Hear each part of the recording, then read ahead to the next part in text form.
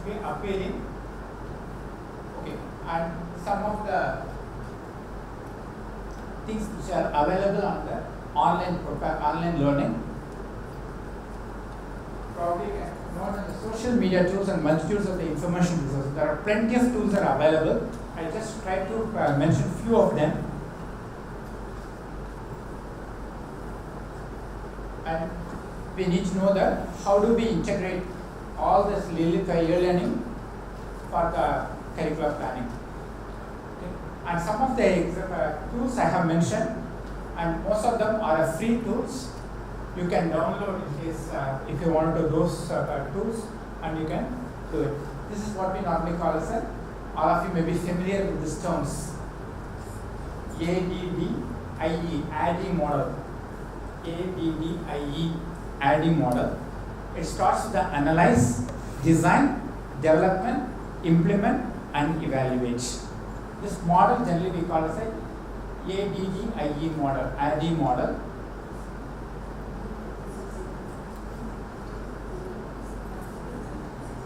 This is a development. Design, development, implement. And this is a cyclic model where basically we try to make something called a prototype, and constantly we improvise on that particular model.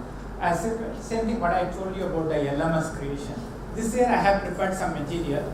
Next year I find that rather than using the same material, I can evaluate that material, what went right and what went wrong, and then I can try to modify for the next year. So it will become my version 2. So the next year it will become a version 3. You find that constantly the models evolve and get closer towards the optimization. So always you find that as we start taking the, for example, subjects to us also. When we take a particular subject in the first year, we restrict ourselves to only a textbook. The second year, when we do the same topic or the same subject, we started referring different books. Third year, we try to apply those things. We try to quote our own examples apart from reading other reference material. Same thing can be incorporated in the software also. Probably we may be able to give a customized examples by the time when we go for a third revision or the third evaluation. And some of the tools that have been used, basically the people they use is, one is a simulation. For example, I have got a rectangle. If I rotate that rectangle, what will happen? How do we make the students visualize that one? For example, we have got something called as a MATLAB simulation tools, where just by rotating a say 15-degree angle, how the look and feel of that particular rectangle will be there. How the components inside that one will be viewed. If I view it from the top or I view it from the lateral view, I can get a different view perspectives. Because of view perspectives, we'll come to know that how this will look. Right? For example, if I watch a particular bridge from the horizontal position, how it will look. If I go to a top, how it will look. If I look it from the sides, how it will look. We can give a simulation because most of the times the students, they are not in a position to understand what will happen. So the different dimensions, when something has been rotated, something has been turned, something has been precise. Whereas this kind of a simulation tool will help you to exactly focus what's happening, what's your lateral, transperspective, perspective views. So this is some of the, probably many of your e-content delivery, you can use this kind of a simulation tools. Many people, they use it in the gaming to show that how a particular ball is moving, what kind of a rebounds it will make. For example, if I throw a ball, how the rebound will be happening, how when it is going to stop. We can make something called a pattern and they can show it. It will become more of a visual presentation rather than as a theoretical study.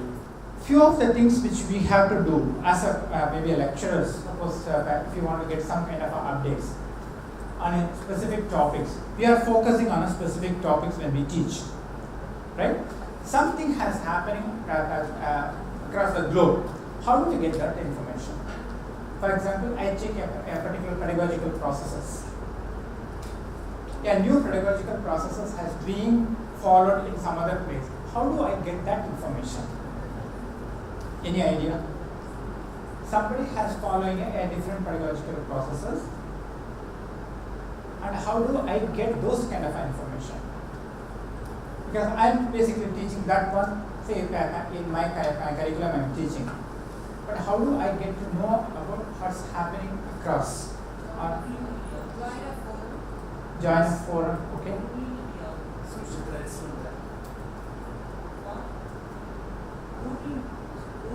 Googling. Googling, suppose the main problem with our search engines are, when I search something, it's very difficult for me to get the answer within my specified page. Probably if I have given that result in the 780th page, but I don't have the patience to go to the, of this one. Whatever we are searching, unless we get that information in the first 3 pages, we lose that interest. You give a search condition, it will give you in the bottom, say 20 pages or 15 pages or 10 pages based on whatever the settings you have done it in the Google.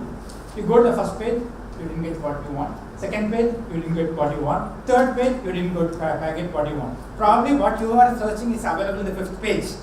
But you lose out your patience and you start altering your search criteria.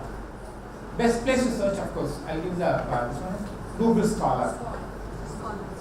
Right? So the best place, especially because you are already a professional in that one. What you want is a information which is specific in nature, not the basic information.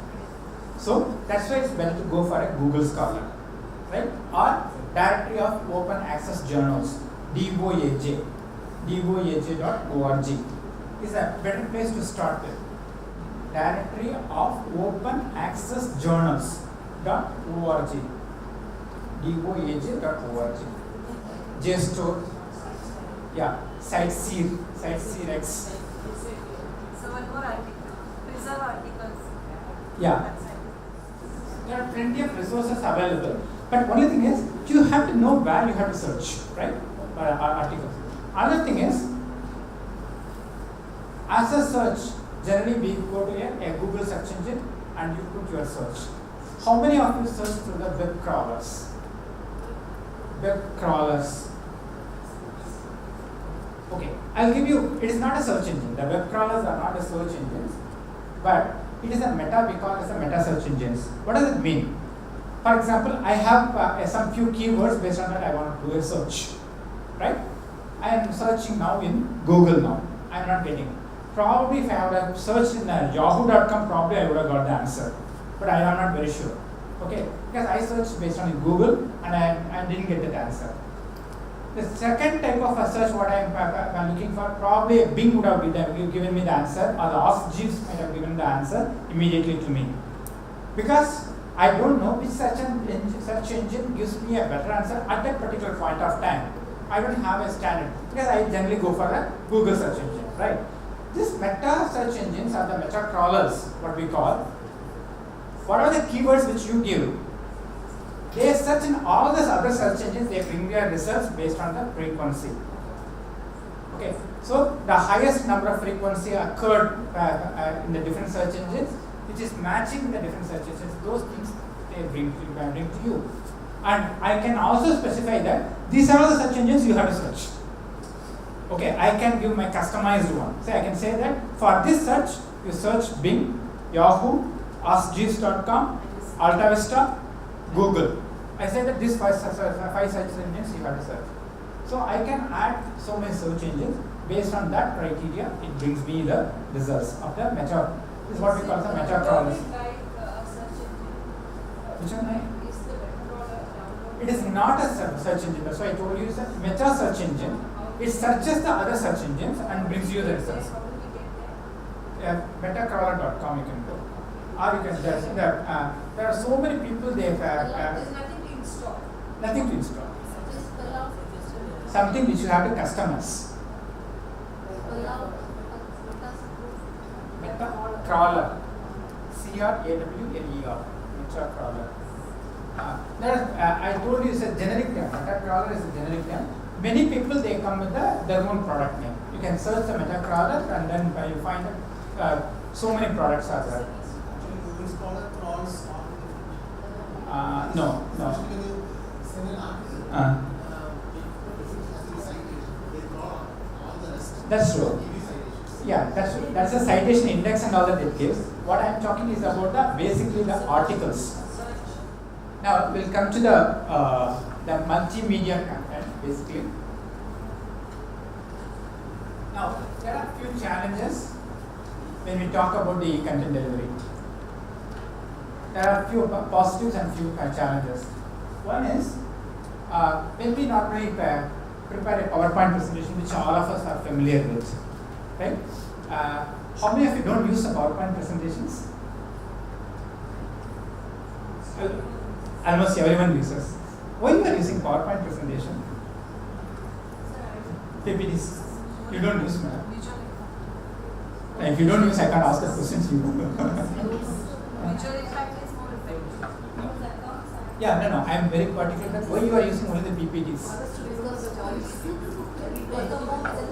Okay. Okay. Easier than making a movie. No, out of that, why you are using only the PowerPoint presentation? Any other thing which you use apart from the Microsoft PowerPoint presentations? Yeah, Prezi. Okay. Open Office. Okay, it's almost the same. Yeah. I don't know. I wanted to get the answer actually like a Prezi kind of a thing. Movie Maker. Okay, fine. Prezi is another thing which you can try. Prezi, Prezi.com.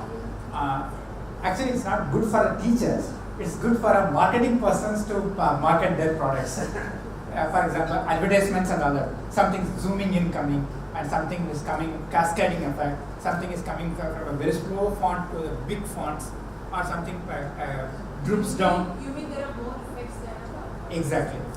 Similar to you can put it in a very generic way that way. So you can start exploring those kind of tools called Prezi.com. There are plenty of them are available.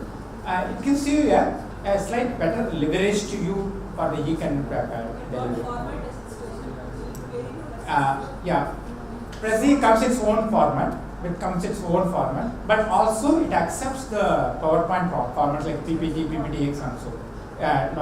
Generic formats like open source formats is accepted. Probably you can experiment. I thought that probably in case time permits, you can do a Prezi kind of thing. Register yourself as a teacher.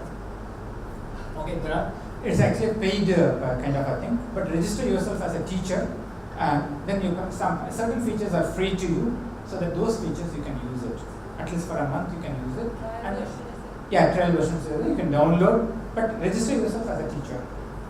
Then probably you'll find that there are many things which you can do. Combining few slides, or the slides coming one after the another. You can sequence the slides, and you can make it just like as she has mentioned, a movie maker kind of a thing. Just to put it continuously one after another. Of course, even you can do it in a PowerPoint also, you can do it, but it's more effectively you can do. PowerPoint, what happens, one slide after another slide it comes. Whereas in the case of the Prezi, in a single Prezi, you can have 10 slides. And another one you can have 2 slides. So you can have a lot of variations. And each variations you can make it to come in a different way. So it gives a better, as I told you, rather than teaching, actually it gives a better thing for marketing persons or the advertising persons to advertise their products or their topics. Of course, you can experiment for even some of the subjects also. It is more appealing.